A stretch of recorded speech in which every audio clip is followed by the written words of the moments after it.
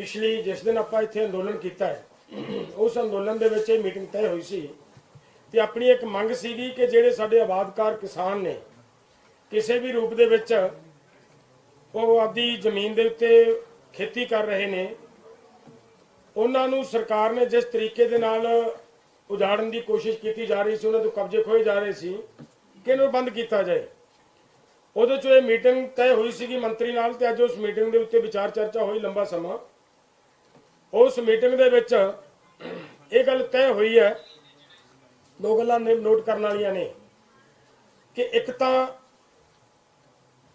जिन्हां नूं शामलात कह रही है सरकार, उन्हां नूं शामलातां नूं किस तरीके दे नाल असीं नखेड़ा किया जाए, किहड़ी शामलात है जिहड़ी सरकार दी है, ते बहुत सारियां शामलातां ਉਹ ਨੇ ਜਿਹੜੀਆਂ किसानां ਦਾ हिस्सा ही है, वो किसानां ਦੀਆਂ ही सी ते किसान ही ਉਹਦੇ ਤੇ ਮੁੜ ਦੁਬਾਰਾ ਆਪਦੇ ਹਿੱਸੇ ਨੂੰ ਵੰਡ ਕੇ ਕਾਸ਼ਤ ਕਰ ਰਹੇ ਸੀ। ਜਾਂ ਬਹੁਤ ਸਾਰੇ ਕਿਸਾਨ ਉਹ ਨੇ ਜਿਹੜੇ ਲਗਾਤਾਰ 1904 ਤੋਂ ਲੈ ਕੇ ਉਹਦੇ ਵਿੱਚ ਖੇਤੀ ਕਰਦੇ ਆ ਰਹੇ ਸੀ। ਕੁਝ ਉਸ ਤੋਂ ਬਾਅਦ 1947 ਤੋਂ ਬਾਅਦ ਵੀ ਵੱਡੀ ਗਿਣਤੀ ਕਿਸਾਨਾਂ ਨੇ ਉਹ ਜ਼ਮੀਨਾਂ ਆਬਾਦ ਕੀਤੀਆਂ ਨੇ। ਔਰ ਉਹਦੇ ਸੰਬੰਧ ਦੇ ਵਿੱਚ ਇਹ ਹੋਈ ਸੀ ਗੱਲ ਕਿ ਇੱਕ ਕਮੇਟੀ ਬਣੇਗੀ, 7 ਮੈਂਬਰਾਂ ਦੀ ਕਮੇਟੀ ਹੋਏਗੀ ਜਿਹਦੇ ਵਿੱਚ 9 ਹੋ ਗਿਆ 9 ਮੈਂਬਰਾਂ ਦੀ ਕਮੇਟੀ ਹੋਏਗੀ ਜਿਹਦੇ ਵਿੱਚ 5 ਅਸੀਂ ਕਿਸਾਨ ਆਗੂ ਤੇ ਨਾਲ ਸਾਡੇ ਲੀਗਲ ਐਡਵਾਈਜ਼ਰ 1-2 ਵਕੀਲ ਲਵਾਂਗੇ ਤਾਂ ਕਿ ਕਿਸੇ ਥਾਂ ਦੇ ਉੱਤੇ ਵੀ ਕੋਈ ਸਾਡੇ ਕਿਸਾਨਾਂ ਨੂੰ ਮਾਰ ਨਾ ਪਵੇ। ਔਰ ਉਹ ਕਮੇਟੀ ਨੇ ਇਹੀ ਤੈਅ ਕਰਨਾ ਹੈ ਕਿ ਕਿਹੜੀਆਂ ਜ਼ਮੀਨਾਂ ਕਿਸਾਨਾਂ ਦੀਆਂ ਨੇ ਤੇ ਕਿਹੜੀਆਂ ਜ਼ਮੀਨਾਂ ਸਰਕਾਰੀ ਨੇ। ਤੇ ਜਦੋਂ ਸਰਕਾਰੀ ਤੇ ਕਿਸਾਨਾਂ ਵਾਲੀ ਜ਼ਮੀਨ ਨੂੰ ਕਮੇਟੀ ਨੇ ਸਾਫ਼ ਕਰ ਲਿਆ, ਉਸ ਤੋਂ ਬਾਅਦ ਫਿਰ ਮੇਰਾ ਖਿਆਲ ਹੈ ਇਹ ਕਲੀਅਰ ਹੋ ਜਾਂਦਾ ਕਿ ਕਿਸਾਨ ਕਿੰਨੀ ਜ਼ਮੀਨ ਤੇ ਕਾਬਜ਼ ਹੈ, ਉਹ ਤਾਂ ਫਿਰ ਕੋਈ ਸਵਾਲ ਹੀ ਨਹੀਂ ਰਹਿੰਦਾ। ਜਿਹੜੇ ਕਿਸਾਨ ਦਾ ਕਬਜ਼ਾ ਛਡਾਉਣਾ ਉਹਦੀ ਇਹ ਕੈਟੇਗਰੀ ਤੈਅ ਕਰਨੀ ਹੈ ਉਸ ਕਮੇਟੀ ਨੇ ਕਿ ਇਹ ਕਿਸਾਨਾਂ ਦੀ ਵੰਡ ਵਾਲੀ ਜ਼ਮੀਨ ਹੈ ਤਾਂ ਉਹਦੇ ਤੇ ਭਾਵੇਂ 5 ਏਕੜ ਦੇ ਉੱਤੇ ਕਿਸਾਨ ਮਾਲਕ ਆ, ਭਾਵੇਂ 6 ਏਕੜ ਦੇ ਉੱਤੇ ਵਾਹ ਖੇਤੀ ਕਰ ਰਿਹਾ, ਭਾਵੇਂ ਜੋ ਵੀ ਹੈ ਉਹ ਸਾਰਿਆਂ ਦੀ ਖਾਤਰ ਅਸੀਂ ਲੜ ਰਹੇ ਹਾਂ ਤੇ ਲੜਾਂਗੇ। एक सरकार ने बहुत वधिया गल ये की है कि असी अगे विधान सभा सैशन दे विच आ कमेटी दियां जो फाइंडिंग्स होणगियां, जो कमेटी लभेगी, अगर कमेटी उस तो पहला सारे किसानां दे मसलियां दा हल करवा जाती है तो बहुत वधिया। अगर कमेटी तो कोई गल रह जाती है कि वो विधान सभा च करन वाली है तो उन्होंने विश्वास दवाया मंत्री जी ने कि असीं उहनूं विधान सभा दे विच भी ले जाके हल करांगे। एक वधिया गल ये आई है कि विधान सभा दे विचों इहने हल होने वाले है, सानू भी पता है। दूसरी गल कि एक सरकार ने साडे कोल जिहड़ा खदशा मंत्री जी ने जाहिर किया कि इहनूं किवें हल किया जाए कि भी किसानां दी किहड़े ओरिजिनल किसान ने, किहड़े कुछ लोग पोलीटिकल सरप्रस्ती हेठ जमीनों के तो बिल्कुल नजायज़ कब्जा करी बैठे ने, तो उहदे संबंध च फैसला होया कि सरकार साडे किसानां नूं छेड़छाड़ करन तो पहला 15 दिन पहला नोटिस देगी। किसान फिर आपदा उन्हां दे कोले पक्ष लैके जाणगे, उस पक्ष दे विचों असीं भी नाल होवांगे, क्लीयर करांगे कि एक किसान ही है या फिर यह कोई उन्हां लोकां चों ने जिहड़े लोकां दी सरकार गल करदी है। तो उस तो अगली गल एक ये तय हुई है कि जिस तरह 15 मेरे ख्याल 30 जून रखी सी पहला, 31 मई, हाँ 31 मई रखी सी पहला कि 31 मई तक जेकर किसानां ने सानू जमीनां दे कब्जे ना छड्डे तो असीं ਇਹਦੇ ਲਈ कार्रवाई करांगे, सख्ती वरतांगे, उन्होंने खर्चे भी पावांगे, उन्होंने परचे भी करांगे। लेकिन उहदे ते सरकार ने कहा भी असी 1 महीना होर पिछे पाने आ, वो सारा जून का महीना अपने कोले है और वो इसलिए है कि साडे किसानां नूं मौका मिले आपदा पक्ष रखण दा, ताकि सीधा जिस तरीके दे नाल अज किसानां दे उत्ते एक तरह का सरकारी रथ चलाउण वाली गल सीगी कि लतड़ दिओ किसानां नूं कढ दिओ खेतों चों बाहर, उहदे चों सी ਔਰ ਇਹ ਉਹਨਾਂ ਨੇ ਪੱਕਾ ਮਤਲਬ ਵਿਸ਼ਵਾਸ ਦਵਾਇਆ ਕਿ ਕਿਸੇ ਕਿਸਾਨ ਨੂੰ ਓਰੀਜਨਲ ਤੌਰ ਤੇ ਜਿਹੜਾ ਕਿਸਾਨ ਹੈ, ਆਬਾਦਕਾਰ ਹੈ, ਉਹਨੂੰ ਬਿਲਕੁਲ ਸਾਡੀ ਕੋਈ ਮਨਸ਼ਾ ਨਹੀਂ। ਜਿਹੜਾ ਵੀ ਕਿਸਾਨ ਸਾਬਤ ਹੋ ਜਾਏਗਾ ਕਿ ਇਹ ਆਬਾਦਕਾਰ ਨੇ ਜਾਂ ਇਹ ਖੁਦ ਮਤਲਬ ਉਹਦੇ ਮਾਲਕ ਨੇ, ਤਾਂ ਉਹਨਾਂ ਨੂੰ ਕਿਸੇ ਤਰ੍ਹਾਂ ਦਾ, ਜਿਨ੍ਹਾਂ ਨੇ ਕੋਈ ਪੈਸੇ ਭਰੇ ਨੇ, ਉਹ ਕਿਸੇ ਕਿਸਾਨ ਨੂੰ ਕਿਸੇ ਤਰ੍ਹਾਂ ਦੀ ਕੋਈ ਪਰੇਸ਼ਾਨੀ ਨਹੀਂ ਕੀ ਦਿੱਤੀ ਜਾਏਗੀ, ਕਿਸੇ ਕਿਸਾਨ ਦੀ ਜ਼ਮੀਨ ਨਹੀਂ ਛੁਡਾਈ ਜਾਏਗੀ। ਇੱਕ ਹੋਰ ਗੱਲ ਜਿਹੜੀ ਆਈ ਉਹਦੇ 'ਚ, ਇੱਕ ਹੋਰ ਆਈ ਸੀ 15 ਦਿਨ 7 ਤੋਂ 15 ਦਿਨ ਕਾਫੀ 7 ਦਿਨ ਦੇ ਨੋਟਿਸ 7 ਦਿਨ। ਹਾਂ, ਉਹ ਤਾਂ ਆਪਾਂ ਕਹਿਤਾ ਵੀ 15 ਦਿਨ ਦੇ ਨੋਟਿਸ ਦੇ ਉੱਤੇ ਮਤਲਬ ਕਿਸਾਨਾਂ ਨੂੰ ਦੱਸਿਆ ਜਾਏਗਾ। ਤੋਂ ਬਾਅਦ ਦੀਆਂ ਜ਼ਮੀਨਾਂ ਪੱਕੀਆਂ ਇੱਕ ਤੁਸੀਂ ਪੈਟਰੋਲ ਡੀਜ਼ਲ ਸਸਤਾ ਕਰਨ ਦੀ ਤੇ ਸਬਸਿਡੀ ਦੀ ਗੱਲ ਕੀਤੀ ਸੀ ਮੀਟਿੰਗ 'ਚ, ਉਹਦਾ ਕੋਈ ਹੱਲ ਹੋਇਆ? ਨਹੀਂ, ਇਸ ਮੀਟਿੰਗ ਦੇ ਵਿੱਚ ਪੈਟਰੋਲ ਡੀਜ਼ਲ ਦਾ ਉਹ ਤਾਂ ਗਿਆ ਸਸਤਾ। ਇੱਕ ਮਿੰਟ, ਇਹਦੇ 'ਚ ਇਹ ਹੈ, ਜਿੰਨਾ ਕੁ ਹੋ ਗਿਆ ਬਹੁਤ ਹੈ। ਇਹ ਜਿਹੜੀਆਂ ਅੱਜ ਵਾਲੀ ਹਾਂ ਵਿਸ਼ਾ ਨਹੀਂ। ਹਾਂ ਇੱਕ ਗੱਲ ਇਹ ਸੀਗੀ, ਇੱਕ ਮਿੰਟ, ਇੱਕ ਗੱਲ ਇਹ ਸੀਗੀ ਕਿ 2007 ਵੇਲੇ ਕੁਝ ਲੋਕਾਂ ਨੂੰ ਜ਼ਮੀਨਾਂ ਦੇ ਵਿੱਚੋਂ ਉਹਨਾਂ ਦਾ ਅਧਿਕਾਰ ਸਰਕਾਰ ਨੇ ਖੋਇਆ ਸੀ। ਉਹਨੂੰ ਮੁੜ ਦੁਬਾਰਾ ਬਹਾਲ ਕਰਾਉਣ ਲਈ ਵੀ ਆ ਕਮੇਟੀ ਵਿਚਾਰ ਕਰਕੇ ਅੱਗੇ ਜਾ ਕੇ ਅਸੀਂ ਉਹਨੂੰ ਵਿਧਾਨ ਸਭਾ ਦੇ ਵਿੱਚ ਲੈ ਕੇ ਜਿਸ ਤਰੀਕੇ ਨਾਲ ਹੁੰਦਾ ਇਹੀ ਸੀ। ਹਾਂਜੀ ਬਾਅਦ ਕੋਈ ਨਹੀਂ, ਦੂਜਾ ਨੂੰ ਦੇਦਾ ਆਬਾਦਕਾਰਾਂ ਨੂੰ ਮਾਲਕੀਅਤ ਦਿਵਾਈ ਜਾਣ। ਆਬਾਦਕਾਰਾਂ ਨੂੰ ਮਾਲਕੀਅਤ ਦੀ ਹੈ। ਹਾਂਜੀ, ਸਭ ਮੰਤਰੀ ਸਾਹਿਬ ਕਹਿ ਕੇ ਗਏ ਨੇ ਕਿ ਇੱਕ ਮਿੰਟ ਸਾਨੂੰ ਰੱਖ ਦੇਣ ਦੇ ਜੀ, ਸਾਰਾ ਪੱਕਾ ਫਿਰ ਸਵਾਲਾਂ ਦੇ ਜਵਾਬ ਦੇ ਦਾਂਗੇ। ਬਾਅਦ ਦੇ ਦੇ। ਅਸੀਂ ਜਿਹੜੀ ਗੱਲ ਤੇ ਸਟ੍ਰੈਸ ਕਰਨਾ ਚਾਹੁੰਦੇ ਸੀ ਅਸਲ ਤੇ ਉਹ ਹੈ ਕਿ ਪੰਜਾਬ ਦੇ ਅੰਦਰ ਪੰਚਾਇਤੀ ਜ਼ਮੀਨਾਂ, ਸਾਂਝੀਆਂ ਜ਼ਮੀਨਾਂ ਦੇ ਨਾਂ ਤੇ ਪਾਰਟੀਬਾਜ਼ੀਆਂ ਹੋ ਕੇ ਜਾਂ ਵਿਰੋਧ ਚੋਂ ਕੇਸ ਕਰਕੇ ਕੋਰਟਾਂ ਚੋਂ ਬਹੁਤ ਕਿਸਾਨਾਂ ਦੇ ਵਿਰੁੱਧ ਕੇਸ ਚਲੇ ਜਾਂਦੇ ਸੀ। ਉਹ ਕਿਸਾਨਾਂ ਦੀ ਇਗਨੋਰੈਂਸ, ਨੈਗਲੀਜੈਂਸ ਵੀ ਹੋ ਸਕਦੀ ਸੀ ਜਾਂ ਉਹਨਾਂ ਨਾਲ ਧੱਕੇਸ਼ਾਹੀ ਵੀ। ਉਹਨਾਂ ਕੋਰਟਾਂ ਕੇਸਾਂ ਦੇ ਨਾਂ ਥੱਲੇ ਕਿਸਾਨਾਂ ਨੂੰ ਪਿਛਲੇ ਸਮੇਂ 'ਚ ਉਜਾੜਿਆ ਗਿਆ, ਹੁਣ ਵੀ ਉਜਾੜਿਆ ਜਾ ਰਿਹਾ। ਉਹਨਾਂ ਦੇ ਕਬਜ਼ੇ ਖੋਏ ਜਾ ਰਹੇ ਨੇ। ਸਾਡਾ ਸਭ ਤੋਂ ਵੱਡਾ ਇਹ ਖਦਸ਼ਾ ਹੈ ਕਿ ਉਹ ਕਿਸਾਨ ਜੇਕਰ ਉਹਨਾਂ ਕੋਲ ਇੱਕ ਵਾਰੀ ਕਬਜ਼ਾ ਖੁੱਸ ਗਿਆ ਤਾਂ ਉਹ ਮੁੜ ਕੇ ਉਹਨਾਂ ਦੇ ਜਿਹੜਾ ਘਰ ਦਾ ਗੁਜ਼ਾਰਾ ਚੱਲਣਾ ਵੀ ਔਖਾ ਹੈ। ਇਸ ਮਸਲੇ ਨੂੰ ਲੈ ਕੇ ਅਸੀਂ ਆਏ ਸੀ, ਜਿਹਨੂੰ ਕਾਸ਼ਤਕਾਰ, ਆਬਾਦਕਾਰ, ਕਿਸਾਨ, ਉਹ ਜਿਹੜੇ ਲਗਾਤਾਰ ਜਾਣੀ 1947 ਤੋਂ ਪਹਿਲਾਂ ਜਦੋਂ ਅੰਗਰੇਜ਼ ਸੀ ਇੱਥੇ, ਫਿਰ ਜਦੋਂ 52 ਦੇ ਵਿੱਚ ਪੰਚਾਇਤੀ ਐਕਟ ਬਣਿਆ ਉਦੋਂ ਤੱਕ, ਫਿਰ ਜਦੋਂ ਸਾਂਝੀਆਂ ਜ਼ਮੀਨਾਂ ਵਾਲਾ ਕਾਨੂੰਨ ਬਣਿਆ, ਕਾਮਨ ਲੈਂਡ ਐਕਟ ਬਣਿਆ, ਉਦੋਂ ਤੱਕ ਉਹ ਲੋਕਾਂ ਦੇ ਫਰਦਾਂ ਦੇ ਵਿੱਚ ਨਾਂ ਨੇ, ਉਰਦੂ 'ਚ ਫਰਦਾਂ ਨੇ ਉਹ।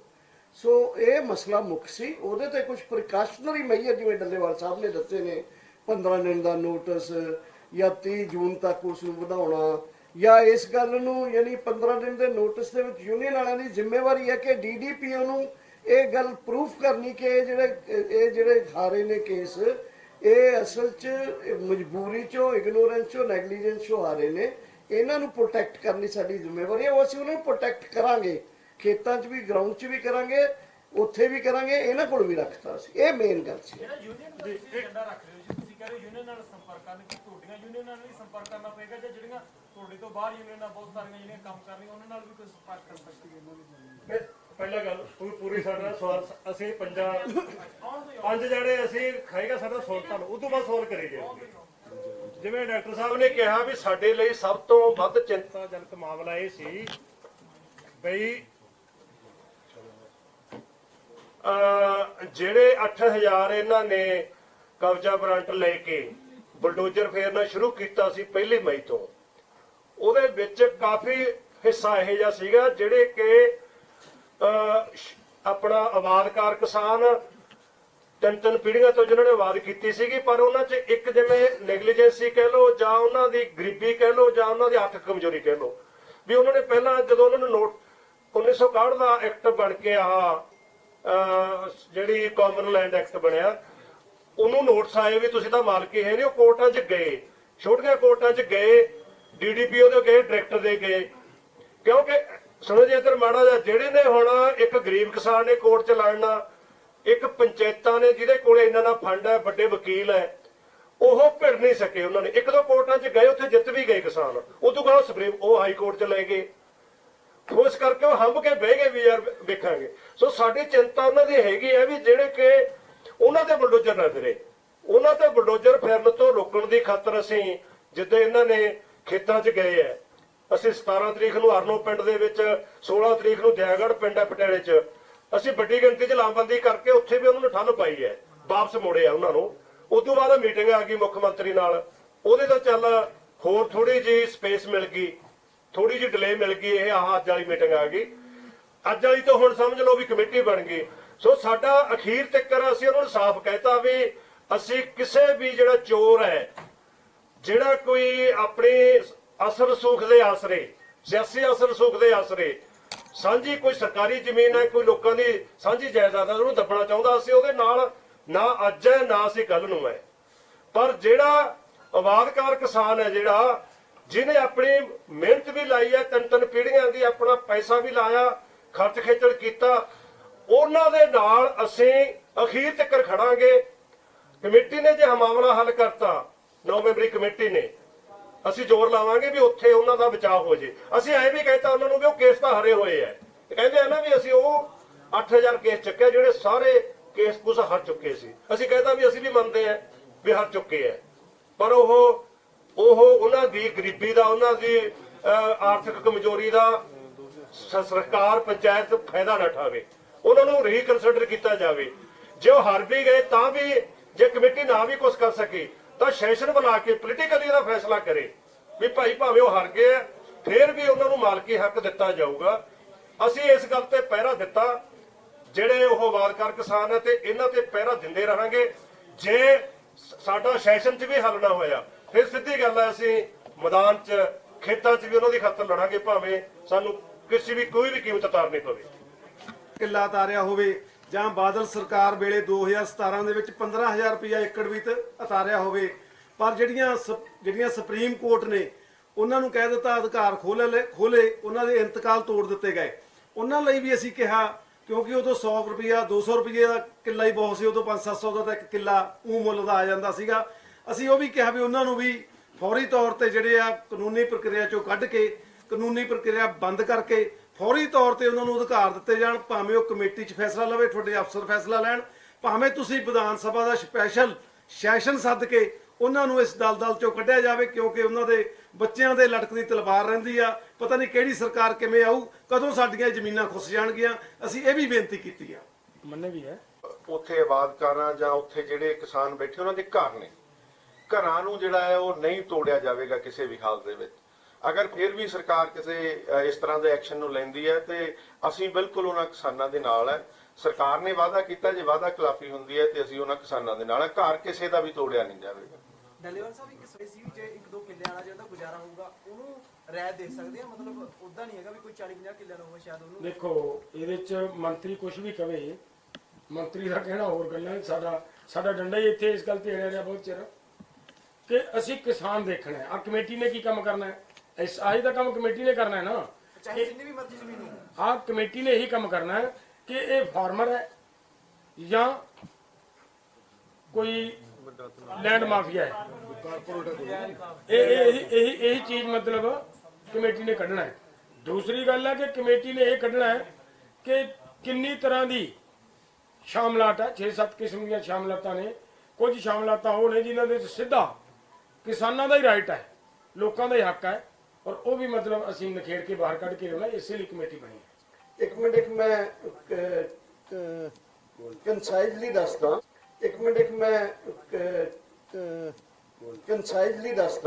ਅੱਜ ਦੀ ਮੀਟਿੰਗ ਦਾ ਅੱਜ ਦੀ ਮੀਟਿੰਗ ਦਾ 3-4 ਨੁਕਤੇ ਨੇ ਜਿਹੜੇ ਤੁਹਾਡੇ ਨੋਟ ਕਰਨਾ ਨੇ। ਪਹਿਲੀ ਗੱਲ, ਇਹ ਪਹਿਲੀ ਵਾਰੀ ਹੈ ਕਿ ਸਰਕਾਰ ਨੇ ਇਹ ਜ਼ਰੂਰ ਮੰਨਿਆ ਕਿ ਇਹਨਾਂ ਜ਼ਮੀਨਾਂ ਤੇ ਕੁਝ ਉਤਪੀੜਿਤ ਜਿਹੜੇ ਕਿਸਾਨ ਨੇ ਉਹ ਵਾਂਝੇ ਨਾ ਹੋ ਜਾਣ। ਇਹ ਮੰਨ ਲਿਆ, ਨੰਬਰ 1। ਨੰਬਰ 2, ਪਹਿਲੀ ਵਾਰੀ ਸਰਕਾਰ ਨੇ ਸਾਂਝੇ ਤੌਰ ਤੇ ਇਸ ਮਸਲੇ ਦਾ ਵਿਧਾਨਕ ਹੱਲ ਕਰਨ ਵਾਸਤੇ ਆਪਣੇ ਵੱਲੋਂ ਜ਼ਿੰਮੇਵਾਰੀ ਲਈ, ਕਮੇਟੀ ਬਣਾਈ। ਨੰਬਰ 3, ਇਹ ਜੋ ਕਮੇਟੀ ਤੋਂ ਅਗਰ ਮਸਲਾ ਬਾਹਰ ਅੱਗੇ ਜਾਂਦਾ ਹੈ ਤਾਂ ਇਹ ਕਹਿਣਾ ਉਹਨਾਂ ਦਾ, ਇਹ ਆਸ਼ਵਾਸਨ ਦੇਣਾ ਕਿ ਅਸੈਂਬਲੀ ਸੈਸ਼ਨ ਬੁਲਾਵਾਂਗੇ, ਇਹ ਅੱਜ ਦੇ ਸਾਡੇ ਬਲਕਿ ਮੋਰਚੇ ਦੀਆਂ ਵੱਡੀਆਂ ਪ੍ਰਾਪਤੀਆਂ ਨੇ। ਫੌਰੀ ਤੌਰ ਤੇ ਕਿਸਾਨਾਂ ਦੇ ਸਿਰਾਂ ਤੇ ਲਟਕਦੀ ਤਲਵਾਰ 15 ਦਿਨ ਦੇ ਨੋਟਿਸ ਦੇ ਨਾਲ ਅਸੀਂ ਤਾਰਤੀ, ਔਰ ਉਹਨੂੰ ਵੀ ਅਸੀਂ ਅੱਗੇ ਡਿਫੈਂਡ ਕਰਾਂਗੇ। ਇਸ ਕਰਕੇ ਅੱਜ ਦੀ ਮੀਟਿੰਗ ਸਾਡੇ ਕਿਸਾਨਾਂ ਦੇ ਲਈ ਵੱਡੀ, ਕਿਸਾਨ ਜਥੇਬੰਦੀਆਂ ਲਈ ਮੈਂ ਕਹੂੰਗਾ ਇਹ ਵੱਡੀ ਪ੍ਰਾਪਤੀ ਹੈ ਕਿ ਅਸੀਂ ਇੱਕ ਨਵੇਂ ਮੋੜ ਦਾ ਸਰਕਾਰ ਨੂੰ ਲੈਣ ਲਈ ਮਜਬੂਰ ਕੀਤਾ। ਡੈਲੀਵਰ ਤੇ ਕਿੰਨੇ ਚ ਲੜਕ ਰਹੀ ਹੈ ਤਾਂ ਤੁਹਾਡੀ ਕਮੇਟੀ ਦੀ ਕਿੰਨੇ ਦੇਰ ਚ ਫੈਸਲੇ ਹੋ ਸਕਦੇ, ਕਿੰਨੀ ਦੇਰ ਚ ਮੈਂਬਰ ਦੱਸੋ? ਜੇਕਰ ਉਹਨਾਂ ਨੇ ਤਾਂ ਸਾਨੂੰ ਇਹ ਕਿਹਾ ਕਿ ਤੁਸੀਂ ਅੱਜ ਹੀ ਮੈਂਬਰ ਦੇ ਦਿਓ, ਇਹ ਅਸੀਂ ਫੈਸਲਾ ਕਰਨਾ ਸਾਰਿਆਂ ਨੇ ਬਹਿ ਕੇ ਕਿ ਕਿਹੜੇ ਮੈਂਬਰ ਦੇਣੇ ਆ। ਉਹਨਾਂ ਨੇ ਲਗਭਗ ਆਪਦੇ ਡਿਸਾਈਡ ਕਰ ਲਏ। ਅਸੀਂ ਦੇਣੇ ਆ, ਅਸੀਂ ਆਪਦੇ ਨਾਲ ਵਕੀਲ ਦੇਣੇ ਆ, ਅਸੀਂ ਆਪਦੇ ਨਾਲ ਸਮਝਦਾਰੀ ਰੱਖਣ ਵਾਲੇ ਕਿਸਾਨ ਆਗੂ ਦੇਣੇ ਆ। ਉਹ ਸਾਡੇ ਤੇ ਕੰਮ, ਕੋਈ ਕਮੇਟੀ ਉਹ ਨਹੀਂ ਹੈ। ਡੰਡੇਵਾਲ ਇਹੀ ਸਟੇਟਮੈਂਟ ਤੁਹਾਡੀ ਜਦੋਂ ਦਿੱਲੀ ਮੋਰਚਾ ਖਤਮ ਹੋਇਆ ਸੀ ਜਿਸ ਦਿਨ, ਉਹ ਸੀਗੀ ਕਿ ਅਸੀਂ ਫੌਰੀ ਤੌਰ ਤੇ ਮੈਂਬਰ ਦੇਣੇ। ਸਰਕਾਰ ਨੇ ਕਹਿਤਾ ਕਿ ਤੁਸੀਂ 2 ਮੈਂਬਰ ਜਿਹੜੇ ਦੇਣੇ ਉਹ ਦਿਓ। ਹੁਣ 16 ਜਥੇਬੰਦੀਆਂ ਤੁਹਾਡੇ ਤੋਂ ਵੱਖਰੀਆਂ ਨੇ, ਕਹਿੰਦੇ ਅਸੀਂ ਵੀ ਕਿਸਾਨ ਆਗੂ ਆ, ਉਹਨਾਂ ਚੋਂ ਵੀ ਕੋਈ ਮੈਂਬਰ ਜਾਊਗਾ? ਜਾਂ ਜਿਵੇਂ ਦਿੱਲੀ ਵਾਲੇ ਨੇ ਕਿਹਾ ਸੀ ਕੇਂਦਰ ਸਰਕਾਰ ਨੇ ਕਿ ਫੌਰੀ ਤੌਰ ਤੇ 2 ਮੈਂਬਰ ਦਾ, ਉਹ ਨਾਮ ਵੀ ਚੱਲ ਰਹੇ, ਤੁਹਾਨੂੰ ਵੀ ਨਾਮ ਯਾਦ ਹੈ, ਜਿਨ੍ਹਾਂ ਦੇ ਨਾਮ ਚੱਲ ਰਹੇ ਸੀਗੇ, ਤੇ ਇਹ ਕਮੇਟੀ ਉੱਥੇ ਤਾਂ ਨਹੀਂ ਕਿਤੇ ਅੜਕੇ ਰਹਿ ਜੂਗੀ? ਕਿੰਨੇ ਚਿਰ ਤੇ ਰਿਪੋਰਟ ਦੇ ਪਊਗੀ? ਦੇਖੋ, ਜਿਹੜੀ ਇਹ ਕਮੇਟੀ ਹੈ, ਪਹਿਲੀ ਤਾਂ ਗੱਲ ਮੈਂ ਸਪਸ਼ਟ ਕਰ ਚੁੱਕਿਆ ਹਾਂ ਕਿ ਜਿਹੜੀਆਂ ਜਥੇਬੰਦੀਆਂ ਲੜ ਰਹੀਆਂ ਨੇ, ਜਿਨ੍ਹਾਂ ਦਾ ਜੋ ਫੈਸਲਾ ਹੋ ਰਿਹਾ ਹੈ, ਇਹ ਕਮੇਟੀ ਦੇ ਮੈਂਬਰ ਲਗਭਗ ਇਹਨਾਂ ਚੋਂ ਹੀ ਜਾਣੇ ਆ, ਇਹ ਕਲੀਅਰ ਹੈ। ਦੂਸਰੀ ਗੱਲ, ਇਹ ਜੇ ਅੜਨਾ ਹੁੰਦਾ, ਇਹ ਉਹ ਮਸਲਾ ਨਹੀਂ ਹੈ। ਲੋਕ ਤਾਂ ਮਤਲਬ ਸਿਰ ਪਾੜਨ ਤੱਕ ਤੇ ਸਿਰ ਪੜਵਾਉਣ ਤੱਕ ਗੱਲ ਪਹੁੰਚੀ ਪਈ ਹੈ। ਇਹ ਉਹ ਕਮੇਟੀ ਨਹੀਂ ਗਈ ਕਿ ਵੀ ਚਲੋ ਦੇਖਦੇ ਹਾਂ ਉਹ ਕਿਦੋਂ ਹੁੰਦੀ ਹੈ। ਉਹ ਸਾਰੇ ਦੇਸ਼ ਲੈਵਲ ਦੀ ਕਮੇਟੀ ਸੀ, ਇਹ ਪੰਜਾਬ ਲੈਵਲ ਦੀ ਕਮੇਟੀ ਹੈ। ਇਹਦੇ 'ਚ ਮੈਨੂੰ ਨਹੀਂ ਲੱਗਦਾਗਾ ਬਾਹਲਾ ਚਿਰ ਸਰਕਾਰ ਨੂੰ ਅਸੀਂ ਭੱਜਣ ਭਜਾਉਣ ਦੇਵਾਂਗੇ, ਨਹੀਂ ਫਿਰ ਅਸੀਂ ਦਰਵਾਜ਼ਾ ਮੱਲਾਂਗੇ ਜਿਵੇਂ ਪਹਿਲਾਂ ਮੱਲਿਆ ਸੀ। ਕੋਈ ਟਾਈਮ ਬਾਉਂਡਿੰਗ ਤਾਂ ਰਹੀ ਹੋਊਗੀ ਨਾ ਵੀ 1 ਮਹੀਨੇ ਚ 1.5 ਮਹੀਨੇ ਚ ਟਾਈਮ ਇੱਕ ਹਫ਼ਤਾ ਕਹੇਗਾ ਟਾਈਮ ਕਮੇਟੀ ਰਿਪੋਰਟ ਕਦੋਂ ਦੇਊਗੀ? ਨਹੀਂ, ਕਮੇਟੀ ਦੀ ਰਿਪੋਰਟ ਤਾਂ 2 ਗੱਲਾਂ ਨੇ ਕਮੇਟੀ ਦੀਆਂ। ਇੱਕ ਤਾਂ ਕਮੇਟੀ ਦੇ ਕੋਲੇ ਜਿੰਨੇ ਕੇਸ ਆਉਣੇ ਨੇ, ਜਿਹੜੇ ਅੱਜ ਇਹਨਾਂ ਕੋਲੇ 800 ਕੇਸ 8000 ਕੇਸ ਪਿਆ ਹੈ, ਉਹਨੂੰ ਕਮੇਟੀ ਨੇ ਦੇਖਣਾ ਵੀ ਕਿਹੜੇ ਕਿਸਾਨਾਂ ਦੇ ਨੇ, ਓਰੀਜਨਲ ਕਿਸਾਨਾਂ ਦੇ ਨੇ, ਤੇ ਕਿਹਨਾਂ ਨੂੰ ਇਹ ਮੰਨਦੇ ਨੇ ਵੀ ਇਹ ਪੰਚਾਇਤਾਂ ਦੀਆਂ ਜ਼ਮੀਨਾਂ ਤੇ ਮਗਰਮੱਛਾਂ ਦੇ ਕਬਜ਼ੇ ਨੇ, ਜਿਨ੍ਹਾਂ ਨੂੰ ਇਹ ਮੰਨਦੇ ਨੇ। ਅਸੀਂ ਦੇਖਣਾ ਉਹਨੂੰ ਕਿ ਉਹਦੇ 'ਚ ਹੈ ਵੀ ਕੁਝ ਕਿ ਸਾਰੇ ਕਿਸਾਨ ਹੀ ਲਪੇਟੇ ਪਏ ਆ। ਉਹ ਕਮੇਟੀ ਨੇ ਜਦੋਂ ਸਾਡੇ ਕਿਸਾਨਾਂ ਦੇ ਕੁਹਾੜਾ ਉੱਠਿਆ ਹੈ, ਤਾਂ ਕਮੇਟੀ ਦੇ ਵਿੱਚ ਅਸੀਂ ਬੈਠੇ ਹਾਂ 5 ਬੰਦੇ, ਤੇ ਉਹ ਐਡੀ ਛੇਤੀ ਮਤਲਬ ਇਹਨਾਂ ਨੂੰ ਇੰਨਾ ਲੰਮਾ ਟਾਈਮ ਨਹੀਂ ਪਾਉਣ ਦਿਆਂਗੇ, ਬਹੁਤ ਛੇਤੀ ਫੈਸਲਾ ਹੋ ਜਾਵੇਗਾ। ਫਤਿਹਗੜ੍ਹ ਸਾਹਿਬ ਕੋਈ ਡਾਟਾ ਤੁਹਾਡੇ ਕੋਲ ਆਇਆ ਹੋਏਗਾ? 21 ਤਰੀਕ ਨੂੰ ਤੁਹਾਡੀ ਫਤਿਹਗੜ੍ਹ ਸਾਹਿਬ ਮੀਟਿੰਗ ਸੀ, ਇਸ ਚੀਜ਼ ਨੂੰ ਲੈ ਕੇ ਕੋਈ ਡਾਟਾ ਤੁਹਾਡੇ ਤੋਂ ਆਇਆ ਹੋਗਾ? ਕਿਸਾਨਾਂ ਨੇ ਪਹੁੰਚ ਕੀਤੀ ਹੋਏਗੀ, ਔਰ ਉਸੇ ਜ਼ਿਲ੍ਹੇ ਦੇ ਵਿੱਚ ਸ਼ਲੇੜੀ ਪਿੰਡ ਹੈ ਜਿੱਥੇ ਕਿਹਾ ਜਾ ਰਿਹਾ ਕਿ ਤਕਰੀਬਨ 1000 ਏਕੜ ਦੇ ਕਰੀਬ ਕਬਜ਼ਾ ਜਿਹੜਾ ਕੀਤਾ ਗਿਆ, ਔਰ 1904 ਦੀ ਉਹ ਜ਼ਮੀਨ ਹੈ ਜਿੱਥੇ ਕਿਸਾਨਾਂ ਨੇ ਕਬਜ਼ਾ ਕੀਤਾ। ਸ਼ਲੇੜੀ ਪਿੰਡ ਵਾਲਾ ਮਾਮਲਾ ਅੱਜ ਵੀ ਇੱਥੇ ਆਇਆ ਸੀ, ਔਰ ਉਹਦੇ ਤੇ ਮੰਤਰੀ ਜੀ 3 ਵਾਰੀ ਮੰਨੇ ਕਿ ਜੀ ਜਿੰਨੇ ਅਸੀਂ ਕੀਤੇ ਨੇ ਕਬਜ਼ੇ, ਇਹਨਾਂ ਦੇ ਚੋਂ ਸਾਡੇ ਤੋਂ ਜੇ ਕਿਤੇ ਮਾੜਾ ਮੋਟਾ ਧੱਕਾ ਜਾਂ ਗਲਤੀ ਹੈ ਤਾਂ ਸ਼ਲੇੜੀ ਪਿੰਡ ਵਾਲੇ ਤੇ ਹੋਈ ਹੈ, ਇਹ ਮੰਨ ਕੇ ਗਏ ਨੇ। ਸੋ ਪੈਰਾਮੀਟਰ ਕੀ ਹੋਊਗਾ? ਗੱਲ ਤਾਂ ਪੂਰੀ ਕਰਨਾ, ਤੁਹਾਡੀ ਜਿਹੜੀ ਕਮੇਟੀ ਹੋਊਗੀ ਉਸ ਤੇ ਪੈਰਾਮੀਟਰ ਕੀ ਹੋਊਗਾ? ਕੀ ਇਹ ਕਰਨਾ? ਕਿਵੇਂ ਦੇਖੋਗੇ ਕਿ ਇਹ ਜਿਹੜੇ 8000 ਸ਼ਲਹੇੜੀ ਪਿੰਡ ਵਾਲਾ ਜਿਹੜਾ ਮੈਟਰ ਹੈ, ਉਸ ਮੈਟਰ ਦੇ ਉੱਤੇ ਸਰਕਾਰ ਨੂੰ ਇਹ ਮਹਿਸੂਸ ਕਰ ਲਿਆ ਸਰਕਾਰ ਨੇ ਕਿ ਉਹ ਅਸੀਂ ਫੈਸਲਾ ਗਲਤ ਕੀਤਾ ਹੈ। ਠੀਕ ਹੋ ਗਈ ਗੱਲ? ਔਰ ਅਗਲੀ ਜਿਹੜੀ ਗੱਲ ਹੈ, ਹੋਰ ਸ਼ਲਹੇੜੀ ਪਿੰਡ ਵਾਲੇ ਦੀ ਉੱਤੇ ਕੋਈ ਗੱਲ ਨਹੀਂ ਰਹਿ ਗਈ। ਇਧਰਲੇ ਪਾਸੇ ਤੁਸੀਂ ਕੀ ਸਵਾਲ ਕੀਤਾ ਸੀ? ਹਾਂ, ਪੈਰਾਮੀਟਰ। ਦੇਖੋ, ਕਮੇਟੀ ਕਾਹਦੇ ਵਾਸਤੇ ਬਣਦੀ ਹੈ? ਕਮੇਟੀ ਇਸੇ ਵਾਸਤੇ ਬਣਦੀ। ਹੁਣ ਪੈਰਾਮੀਟਰ ਮੈਂ ਇਕੱਲਾ ਤੇ ਤੈਅ ਨਹੀਂ ਕਰ ਸਕਦਾ। ਕਮੇਟੀ ਬੈਠੇਗੀ, 5 ਮੈਂਬਰ, ਅਸੀਂ ਸਾਰੇ ਜਾਣੇ ਬੈਠਾਂਗੇ ਨਾ ਕਿ ਕੀ ਪੈਰਾਮੀਟਰ ਨੇ, ਅਸੀਂ ਕਿਵੇਂ ਛਾਂਟਣਾ ਹੈ ਕਿਸਾਨ ਨੂੰ ਤੇ ਲੈਂਡ ਮਾਫੀਆ ਨੂੰ, ਕਿਵੇਂ ਅਸੀਂ ਮਤਲਬ ਨਖੇੜਨਾ ਹੈ। ਕਮੇਟੀ ਆਪਣੀ ਪਹਿਲੀ ਮੀਟਿੰਗ 'ਚ ਆਪਣੀਆਂ ਟਰਮਸ ਆਫ ਰੈਫਰੈਂਸ ਤੈਅ ਕਰ ਲੂਗੀ। ਕਮੇਟੀ ਆਪਣੀ ਪਹਿਲੀ ਮੀਟਿੰਗ 'ਚ ਉੱਥੇ ਸਵਾਲ ਤੇ ਸਵਾਲ ਜਿਹੜਾ ਪੈਰਾਮੀਟਰ ਦੀ ਗੱਲ ਕੀਤੀ ਆ, ਉਹ ਸਾਥੀ ਨੇ ਸਵਾਲ ਸਹੀ ਕੀਤਾ। ਕਈ ਕਿਸਾਨ ਹੁੰਦੇ ਨੇ ਉਹ 150-200 ਏਕੜ ਦੇ ਮਾਲਕ ਵੀ ਹੁੰਦੇ ਨੇ, ਜਦੋਂ ਕਿਸਾਨ ਹੀ ਆ, ਕਿਸੇ ਟਾਈਮ ਉਹ ਕਿਸੇ ਨੂੰ ਉਸ ਪਿੰਡ ਦੀ ਸੇਵਾ ਕਰਨ ਦਾ ਮੌਕਾ ਦਿੰਦਾ, ਸਰਪੰਚ ਵੀ ਬਣ ਜਾਂਦੇ ਨੇ। ਔਰ ਉਹ ਸ਼ਾਮਲਾਟ ਜ਼ਮੀਨ ਤੇ ਉਹਨਾਂ ਦਾ ਵੀ ਪੁਰਾਣਾ 1956 ਤੋਂ ਜਾਂ 1950 ਤੋਂ ਉਹ ਕਬਜ਼ਾ ਕੀਤਾ ਹੁੰਦਾ, ਜਾਂ ਉਹ ਉਹਨਾਂ ਦੇ ਕੋਲ ਪਰਿਵਾਰ ਕੋਲ ਜ਼ਮੀਨ ਹੁੰਦੀ ਆ। ਸਟਾਰਟਿੰਗ ਦੇ ਵਿੱਚ ਉਹਨਾਂ ਕੋਲ 10-20 ਕਿੱਲੇ ਤੇ ਆਪਦੀ ਮਿਹਨਤ ਨਾਲ 100-150 ਕਿੱਲੇ ਤੇ ਪਹੁੰਚ ਜਾਂਦੇ ਆ। ਜਦੋਂ ਉਹਨਾਂ ਨੇ ਪਿੰਡ ਦੀ ਸੇਵਾ ਦੇ ਤਹਿਤ ਮੈਂਬਰੀ, ਸਰਪੰਚੀ ਕਿਸੇ ਨਾ ਕਿਸੇ ਨਿਸ਼ਚਿਤ ਤੌਰ ਤੇ ਪੋਲੀਟੀਕਲ ਪਾਰਟੀ ਨਾਲ ਵੀ ਜੁੜੇ ਹੋਣਗੇ, ਕਿਸੇ ਵੀ ਪੋਲੀਟੀਕਲ ਪਾਰਟੀ ਨਾਲ ਜੁੜੇ ਹੋ ਸਕਦੇ ਆ। ਪਰ ਉੱਥੇ ਡਿਫਾਈਨ ਕੀ ਹੋਊਗਾ ਜੀ? ਉਹਨੂੰ ਸਿਆਸੀ ਆਗੂ ਮੰਨਿਆ ਜਾਊਗਾ ਕਿ ਉਹਨੂੰ ਕਿਸਾਨ ਮੰਨਿਆ ਜਾਊਗਾ? ਉੱਥੇ ਕੀ ਕਰੋਗੇ? ਉਹਨੂੰ ਫਿਰ ਕਿਸਾਨ ਨੂੰ ਕਿਸ ਤਰੀਕੇ ਨਾਲ ਤੁਸੀਂ ਵੱਖਰਾ ਕਰੋਗੇ? ਦੇਖੋ, ਕਮੇਟੀ ਬਣਾਉਣ ਦਾ ਰਮਨ ਜੀ ਇਹੀ ਮਤਲਬ ਹੁੰਦਾ ਹੈ ਕਿ ਕਮੇਟੀ ਨੇ ਇੱਕ ਨੁਕਤਾ, ਬਹੁਤ ਸਾਰੀਆਂ ਗੱਲਾਂ ਨਿਕਲ ਲਈਆਂ, ਜਿਵੇਂ ਤੁਸੀਂ ਗੱਲ ਕੀਤੀ ਹੈ ਵੀ ਕਿਸਾਨ ਪਹਿਲਾਂ ਕੀ ਸੀ, ਇਹਦੇ ਕੋਲੇ ਕਿਵੇਂ ਬਣ ਕੇ ਆਇਆ, ਕਿੱਥੋਂ ਜ਼ਮੀਨ ਤੇ ਕਬਜ਼ਾ ਕੀਤਾ, ਵਾਕਿਆ ਇਹਨੇ ਆਬਾਦ ਕੀਤੀ ਹੈ ਜ਼ਮੀਨ ਕਿ ਕਬਜ਼ਾ ਹੋਇਆ ਵਾ, ਉਹ ਸਾਰਾ ਕੁਝ ਪਤਾ ਲੱਗਦਾ ਹੁੰਦਾ ਹੈ। ਉਹ ਕਮੇਟੀ ਨੇ ਇਹੀ ਗੱਲਾਂ ਵਿਚਾਰਨੀਆਂ, ਇਹੀ ਵਿਚਾਰਨਾ ਤੇ ਬਣੂਗੀ ਕਮੇਟੀ। ਦੇਖੋ, ਇਹਦੇ ਤੇ ਪਤਾ ਤਾਂ ਲੱਗਦਾ ਹੁੰਦਾ ਜਦੋਂ ਰਿਜ਼ਲਟ ਆ ਜੇ।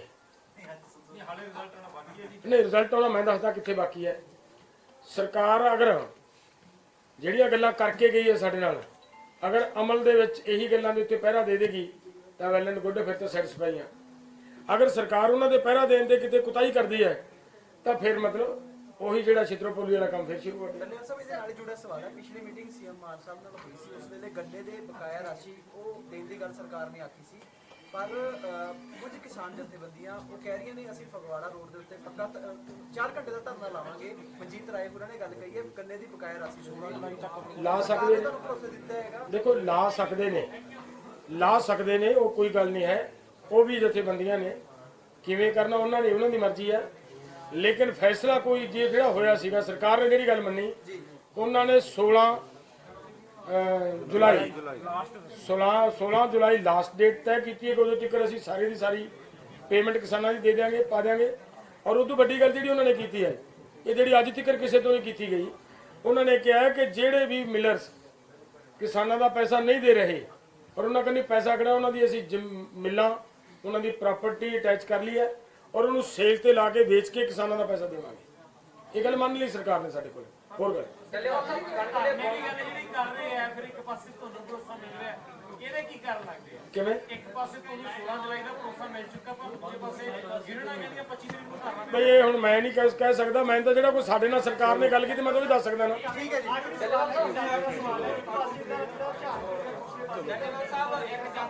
ਸਾਰੇ ਨੋਟ ਕਰ ਲਿਓ, ਸਰਕਾਰ ਦੀ ਮਰਜ਼ੀ ਨਹੀਂ ਹੁੰਦੀ ਇੰਨਾ ਕੁਛ।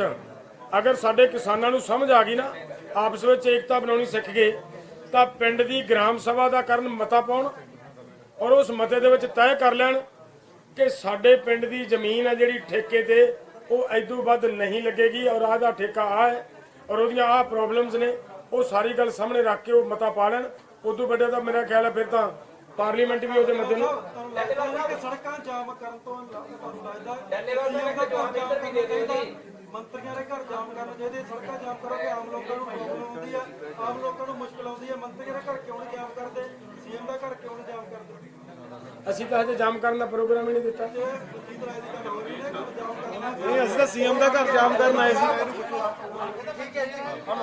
एक क्वेश्चन उधर है, एक क्वेश्चन उधर है। ਜਵਾਬ ਕੱਲ ਤੇਲੰਗਾਨਾ ਸਰਕਾਰ ਨੇ 3 ਲੱਖ ਰੁਪਏ ਦੀ ਜਿਹੜੇ ਸ਼ਹੀਦ ਹੋਏ ਕਿਸਾਨ ਉਹਨਾਂ ਨੂੰ ਦਿੱਤੇ ਆ ਜੀ। ਪੰਜਾਬ ਸਰਕਾਰ ਵੱਲੋਂ ਹਾਲੇ ਕਿੰਨਾ ਕੁ ਰੁਪਈਆ ਕਿਸਾਨਾਂ ਸ਼ਹੀਦ ਪਰਿਵਾਰਾਂ ਦੇ ਕਿਸਾਨਾਂ ਨੂੰ ਮਿਲਿਆ? ਤੁਸੀਂ ਅੱਜ ਮੁੱਦਾ ਚੱਕਿਆ ਹੈ ਕਿ ਦੇਖੋ, ਪੰਜਾਬ ਜਾ ਕੇ ਪੈਸੇ ਹਾਂ। ਦੇਗੀ ਤੇ ਸਰਕਾਰੀ ਨੌਕਰੀਆਂ ਵੀ ਪੂਰੇ ਨੂੰ ਮਿਲੇਗੀ। ਇੱਕ ਮਿੰਟ, ਇੱਕ ਨਾਲ ਇਹ ਜਿਹੜਾ ਤੁਸੀਂ ਆਖਿਆ 2-2 ਲੱਖ ਰੁਪਏ ਸੰਯੁਕਤ ਕਿਸਾਨ ਮੋਰਚਾ ਦੇਵੇਗਾ ਤੇ ਸ਼ਹੀਦ ਹੋਣਗੇ ਪਰਿਵਾਰ ਉਹਨਾਂ ਦੇ ਪਰਿਵਾਰ ਨੂੰ, ਤੁਸੀਂ ਕਿੰਨਾ ਦੇਤਾ ਜਿਸ ਸੰਯੁਕਤ ਕਿਸਾਨ ਮੋਰਚੇ ਨੇ ਉਹ ਪਰਿਵਾਰਾਂ ਨੂੰ ਜੀ? ਲੈ ਨੋਟ ਕਰਿਓ ਤੂੰ ਮਤਲਬ ਛੇੜਦਾ ਹੈ ਤੂੰ ਗੱਲਾਂ, ਉਹ ਜਿਹੜੀਆਂ ਨਹੀਂ ਛੇੜਨੀਆਂ ਚਾਹੀਦੀਆਂ। ਸਵਾਲ ਇਹ ਹੈ, ਪੰਜਾਬ ਗਵਰਨਮੈਂਟ ਨੂੰ ਅੱਜ ਮੰਤਰੀ ਨਾਲ ਮੀਟਿੰਗ ਸੀਗੀ ਸਾਡੀ, ਹੈਨਾ, ਪੰਚਾਇਤ ਮੰਤਰੀ ਨਾਲ ਬਾਕਾਇਦਾ ਲਿਖ ਕੇ ਦੇਤਾ ਕਿ ਮੁੱਖ ਮੰਤਰੀ ਨਾਲ ਇਸ ਇਸ਼ੂ ਦੇ ਉੱਤੇ ਜਿਹੜੇ ਸਾਡੇ ਕਿਸਾਨਾਂ ਨੂੰ ਮੁਆਵਜ਼ਾ ਨਹੀਂ ਮਿਲਿਆ ਉਹਨਾਂ ਦੇ ਸਬੰਧ ਦੇ ਵਿੱਚ ਸਪੈਸ਼ਲ ਮੀਟਿੰਗ ਸਾਡੀ ਇਸ ਇਸ਼ੂ ਦੇ ਉੱਤੇ ਨੌਕਰੀਆਂ ਵੀ ਨਹੀਂ ਮਿਲੀਆਂ ਔਰ ਜਿਨ੍ਹਾਂ ਨੌਕਰੀਆਂ ਨਹੀਂ ਮਿਲੀਆਂ ਉਹਨਾਂ ਨੂੰ ਦਿਓ। ਜਿਹੜਾ ਆ ਗਿਆ ਮਤਲਬ ਤੁਸੀਂ ਆਹ ਗੱਲ ਕੀਤੀ ਹੈ ਕਿ ਗੱਲ ਤਾਂ ਤੁਸੀਂ ਕੀਤੀ ਸੀ, ਤਾਂ ਸਵਾਲ ਹੀ ਕੀਤਾ ਜੀ। ਚਲੋ ਮੈਂ ਕਹਿੰਦਾ ਵੀ ਉਹ ਮਤਲਬ ਜਿਨ੍ਹਾਂ ਕੋਲੇ ਸਾਡੇ ਕੋਲੇ, ਦੇਖੋ ਇਹ ਵਾਹਿਗੁਰੂ ਭਲੀ ਕਰੇ, ਹਿਸਾਬ ਕਿਤਾਬ ਦੇ ਵਾਸਤੇ ਸਾਡੇ ਬੈਠੇ ਨੇ ਲੀਡਰ, ਉਹ ਲੇਖਾ ਜੋਖਾ ਕਰ ਰਹੇ ਆ। ਜਿਹੜਾ ਵੀ ਰੁਪਈਏ ਉਹਦੇ ਚੋਂ ਨਿਕਲ ਕੇ ਬਾਹਰ ਐਸਕੇਐਮ ਦੇ ਕੋਲੇ ਆਉਣਗੇ ਉਹ ਸਾਰੇ ਦੇ ਕਿਸਾਨਾਂ ਨੂੰ ਹੀ ਲੋੜਵੰਦ ਥਾਵਾਂ ਦੇ ਉੱਤੇ ਵਰਤੇ ਜਾਣੇ। 2-2 ਲੱਖ ਰੁਪਏ ਕਿਹਾ ਸੀ, ਇਹਦਾ ਕੋਈ ਇੱਕ ਗੱਲ ਹੋਰ ਰਮਨਦੀਪ ਜੀ, ਜਿਹੜੀ ਗੰਨੇ ਵਾਲੀ ਗੱਲ ਕਰੀ ਆ, ਤੁਹਾਨੂੰ ਦੱਸਦਾ ਨਾ, ਮਾਨ ਸਾਹਿਬ ਨੇ ਸਾਡੇ ਨਾਲ ਗੱਲ ਕੀਤੀ ਸੀ ਵੀ ਜਿਹੜੀ ਗੰਨੇ ਦੀ ਫਸਲ ਆ ਉਹ ਵੀ ਇੱਕ ਬਦਲਾਅ ਹੈ ਨਾ ਝੋਨੇ ਤੋਂ।